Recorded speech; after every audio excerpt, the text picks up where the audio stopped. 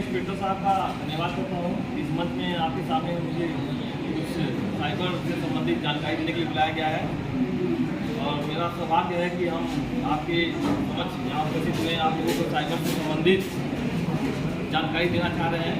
आदरणीय principal sir और शिक्षकगण और सभी यहाँ बैठे स्टूडेंटों को मेरा जय हिंद। थोड़ा सा जानकारी आप मुझसे ले लीजिए साइबर से संबंधित। आप लोगों के साथ भी कभी ये हो सकता है या हुआ भी होगा, तो आप कभी थाने पे जाने से डरते होंगे, किसे क्या बताएं, बेइज्जती महसूस होती होगी, या किसी के साथ फेसबुक पे या इंस्टाग्राम पे किसी ने आपका फ़ोटो या किसी अननोन पर्सन द्वारा फ़ोटो लगा के आपको ब्लैकमेल कर रहे हैं। इसमें भी आपको लगता है कि हम क्या जाएं, इसे बताएं। साइबर फ्रॉड जो होते हैं ये 3-4 प्रकार के होते हैं। पहला तो जो एटीएम से संबंधित होता है, आप एटीएम सब लोग यूज़ करते होंगे, तो कुछ लोग यूज़ करते हैं एटीएम। जब आप एटीएम बूथ पर जाते हैं वहाँ कभी कभी आप देखते होंगे कि जो जैसे नए लड़के जो होते हैं या जो जिसे पता, तो उनके आसपास कुछ लोग खड़े होते हैं और वो जब पिन डालते हैं वो पिन उनका पीछे से देख लेते हैं और पिन देखने के बाद और उनसे अगर थोड़ी सी भी गलती हुई है, पैसा नहीं निकला या थोड़ा भी कुछ लेट हुआ, वो तुरंत आपकी हेल्प के लिए बोलते हैं लाइए मैं आपकी मदद कर दूँ। वो तुरंत आपका एटीएम लेते हैं, आपका ध्यान पैसा निकालने में लगा रहता है, उधर वो जाता नहीं कि कौन व्यक्ति है। वो तुरंत आपका एटीएम चेंज कर देते हैं।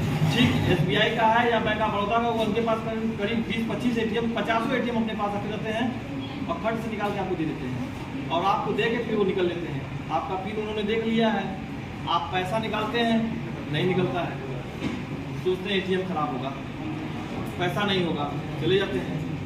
मैसेज आपके पास आता है कि आपका 10,000, 20,000, 25,000 ऐसे निकल गया। अब आप सोचें कि पैसा कैसे निकल गया, तो आपके साथ ये एटीएम फ्रॉड हो गया। एक दूसरा, आजकल सभी लोगों को लगता है लगभग चलाते होंगे, क्योंकि बड़े बच्चे सभी हैं तो मोबाइल पे टेलीफोन, गूगल पे, इस टाइप के लोग सब ऐप यूज़ करते होंगे। जैसे किसी को भी आप लोग जाते होंगे बाजार में क्योंकि खाने पीने या खरीदने, तो आप उससे पेड करते होंगे, तो UPI लगभग सब चलाते होंगे। इससे भी कई लोग फ्रॉड करते हैं। आपको कॉल करते होंगे कि आपका कुरियर आया है या कुछ टाइप का सामान आया है, जबकि आपने मंगाया नहीं। आपको नौकरी के नाम पर भी कुछ कर सकते हैं कि आपको ये नौकरी हम दिलवा देंगे, आपकी वेतन आप 25,000, 30,000 या 40,000 हिसाब से आपके मतलब समझ के आपको बताते हैं। कोई सामान आपको खरीदना है,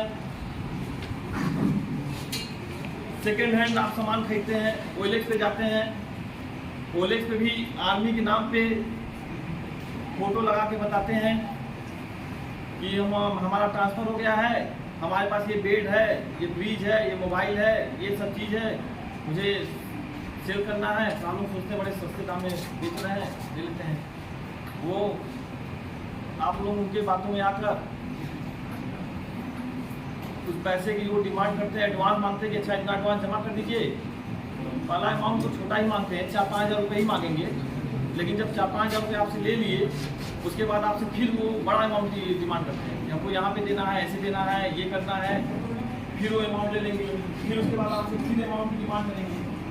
एक बार अगर आप फंस गए तो इस हिसाब से आपको फंसाते चले जाते हैं। फिर जब आपका अकाउंट खाली हो जाता है, यहाँ तक आपके पड़ोसियों का भी अकाउंट खाली हो जाता है, आपके रिश्तेदारों से भी आप पैसा मांग लेते हैं, उधार मांग लेते हैं। वो आपको कहते हैं कि आप अपने पड़ोसी से मांग लीजिए, अपने रिश्तेदारों से मांग लीजिए, लोन ले लीजिए। ये सब पैसा लेने के बाद आपको पता चलता है कि मेरे साथ फ्रॉड हुआ है। इससे आपको बचना है। कोई भी सामान हुआ ऑनलाइन, OLX पे, क्विकर पे, फेसबुक पे भी आजकल ये चीज़ आ रही है। फेसबुक आप लोग चलाते होंगे, उस पर आप लोग देखते होंगे जैसे कोई एप्पल का मोबाइल है या कोई भी ऐसा मोबाइल जो आपके दिमाग में हो कि मुझे ये मोबाइल लेना है या ये ऐसा ये किट सामान लेना है या पढ़ाई संबंधी कोई बुक लेना है, उस पर आधा रेट दिखाते हैं, तो आपको लगता है कि चलिए यहाँ से लेते हैं। वहाँ पे आप जाते हैं, लिंक पे क्लिक करते हैं, वहाँ से आप उसको मंगाते हैं। जबकि वहाँ आपको शुरू में आपको कोई पैसा देना नहीं रहता है कि आपको कैश ऑन डिलीवरी वो बताते हैं घर पे आएगा, लेकिन वो बीच में जब आपने वहाँ पे कर दिया तो आपको फ़ोन करते हैं कि आपका सामान यहाँ कोर्ट पे आ गया है, यहाँ पे मुझे किराया देना है, यहाँ पे मुझे टैक्स देना है, इस हिसाब से आपसे वो मांगते हैं। तो आप लोग सोचते हैं 50,000 का मोबाइल है, अगर 25,000 में मिल जा रहा है और अगर 1,000 रुपये मांग रहे हैं तो दे देते हैं। 1,000 रुपये आप दे दिए, उसके बाद फिर आपको बताएंगे कि यहाँ पे 10,000 रुपये की ज़रूरत है, फिर 10,000 रुपये आप दे दिए।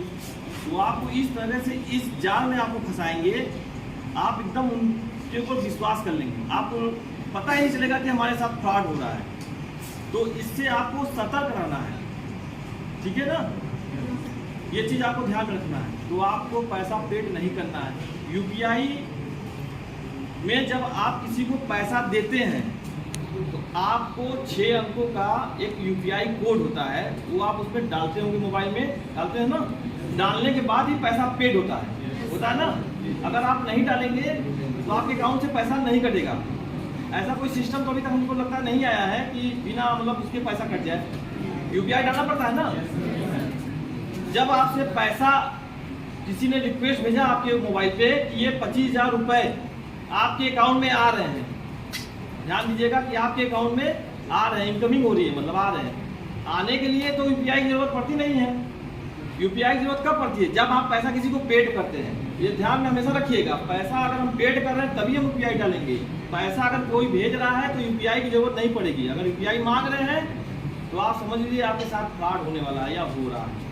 वो एक रिक्वेस्ट भेजते हैं, गूगल पे भी ऑप्शन है, गूगल पे पर भी, फोन पे भी ऑप्शन है। अगर आप 25,000 रुपये का रिक्वेस्ट किसी को करेंगे तो उनके मोबाइल में जाएगा, 25,000 रुपये शो करेगा, उनको लगेगा कि पैसा आ रहा है।